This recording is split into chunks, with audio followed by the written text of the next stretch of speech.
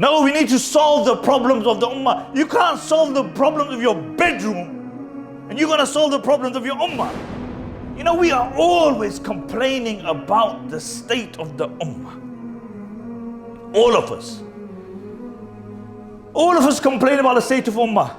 But basic things which make a decent human being, we're not interested. Basic things which make a society vibrant, progressive, we're not interested. How about hard work? How about punctuality? How about cleanliness? How about not being self-centered?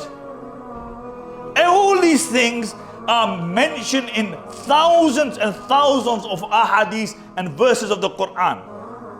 But we look at something which is not out there. We want something really complex for the ummah. How about your connection with Allah? You know, we say, oh, we need the help of Allah. The help of Allah helps those who help themselves. Did you see it in the seerah? So how about starting with something about aspirations and achievement? Something basic, which the kuffar do, non-Muslims do. But no, that's not a part of deen. That is the part of deen. How about discipline? How about humility? We are the only people who place our heads to Allah subhanahu wa ta'ala on the ground. Sajda, the most ashraf place of our body, our faces, we place it on the ground in humility. Soon as we finish salah, the arrogance starts again. How about these basic things?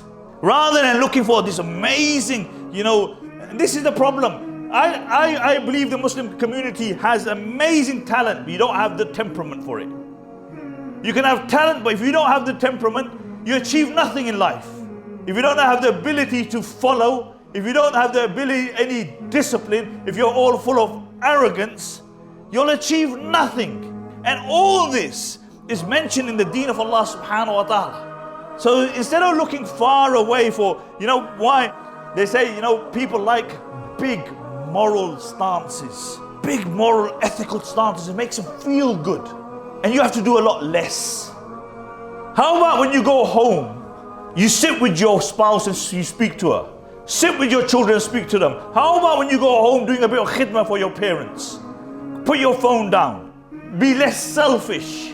And sit with your mom and dad and do some khidmah. Press your mom's feet. How about these simple things which are the cornerstone of any society? If you don't know the basics of your deen, you're not interested in your deen, why are you talking about things which just make you feel good? How about when you get up in the morning, you make your bed, so your mother doesn't have to make your bed? How about when you eat your food, you pick up your dishes and you wash your dishes? Your mother's washed your dishes for 20, 30 years. Why don't you do it now? No, we need to solve the problems of the ummah. You can't solve the problems of your bedroom, and you're going to solve the problems of your ummah.